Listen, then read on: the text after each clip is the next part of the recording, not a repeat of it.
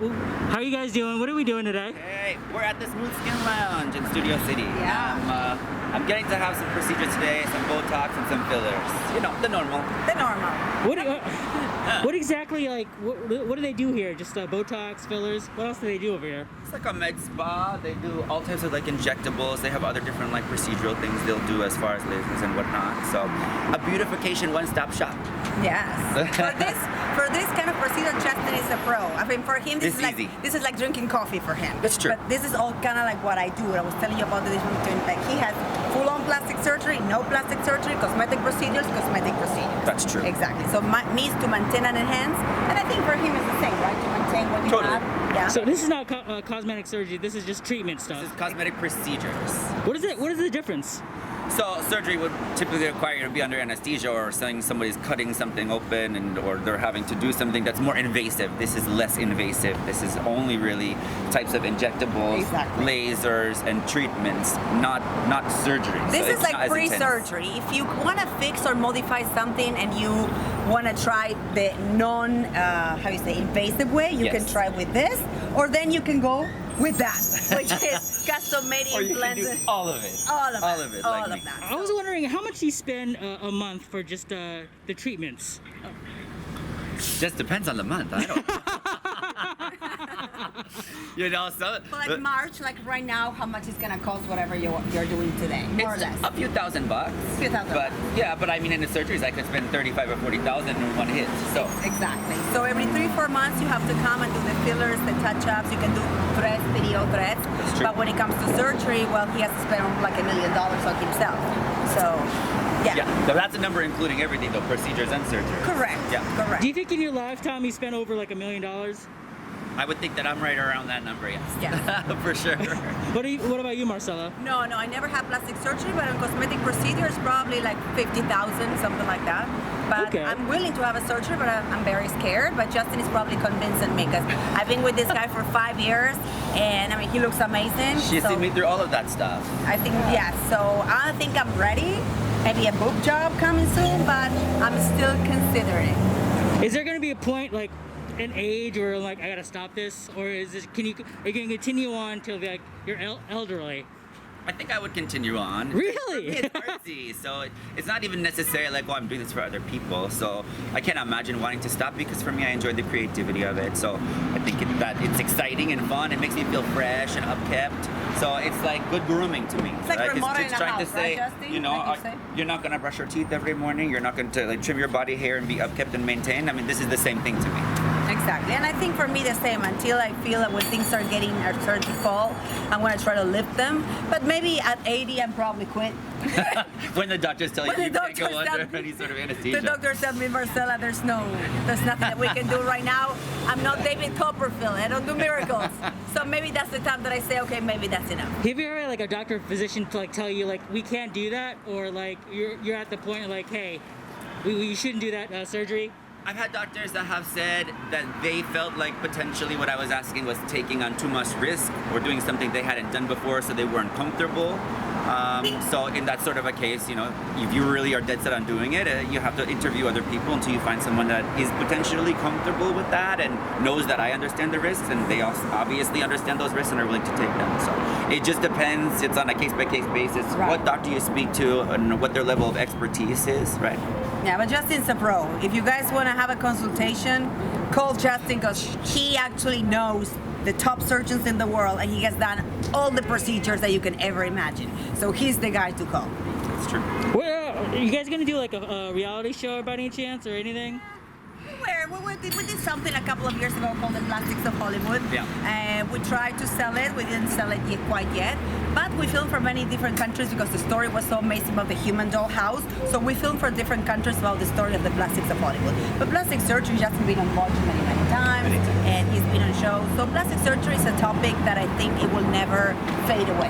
Yeah, it's always going to be something that's controversial and that people will be interested in for a multitude of different reasons. So I don't think that people's expectation for us to be on TV is going to be any less, a few years from now than it is today. I think it'll always be something that's kind of talked about. There should be like should there be an age restriction for like kids like doing plastic surgery? Well, the legal age of consent is 18. I mean, Right. I had to wait until I was 18 to have my first surgery because my parents didn't approve of it when I was 17 when I asked them. They didn't want to sign the paper to agree to that. So I prepaid it, but I could, so I had to wait till I was 18, which I think is fair enough. I mean, otherwise, you know, cosmetic surgery or an elective surgery prior to that age, you'd have to have your parental consent, but I think that that's something that should be required. Should be required. Also, the body keeps changing until you're 21, 25. So some people, they do it very young, and then the nose then shift again, so they want to do another nose surgery per se. So for me, like with my son, he wanted to have like a tweak on his nose, and we got a huge media, and the people say, oh, why you're letting yourself? My son is going to be 20 years old. So if he wants to do something, it's his decision. Of course, I'm going to give him the advice that I know, but it's his decision. But I think there's a lot of kids, quinceañeras, that they're getting boobs and noses as the gift for the birthday. You know what I'm trying to say? Like the Sweet 16 in America. Yes. So there's a lot of doctors that still do it. I know I've already asked you guys before, but like, what would you say for the young kids? Like, you were before 18. What would you say for the kids? Like, I want to do plastic surgery, but you know, I'm not 18 yet. What kind of advice would you give them? Listen, I mean, all you can do is research and plan ahead. I mean, nothing's to stop them from becoming educated, from being able to go on consultations, potentially going and talking and meeting to other people who've already been there and done that. Like Justin. That's true. They can do all of those things in advance if it's something that they're really dead set on.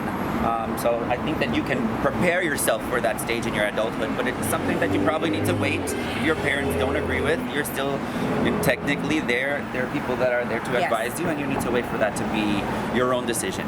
And also prepare monetarily, because we have seen cases that they just spend whatever they have on the savings and surgery, and then something goes wrong, they cannot get back to work really quick. So make sure that at least you have 3 months of savings and buffer, because then you don't want to be a burden of your family, you know? And try to not go abroad. If you're in the United States, try to find a doctor here within the United States. It's helpful. Because we have heard and If you seen. have complications, it's better to have your doctor next to you and close than it is to have them far away. Or your hospital. They say there's a complication, they have to transport you to a hospital. It's better to be within the United States if you are in America, right? Don't go and be cheap on surgery. That's the less time you have to ask for a discount. Beautiful. If you guys have a website, Instagram, you got a social media you want to promote? Sure, my website is just my name. It's justinjedluca.com, and same for all of my social media. And mine is, queenofhollywood.com or Marcela Iglesias Hollywood for everything. Beautiful. Thanks so much, guys. Peace out.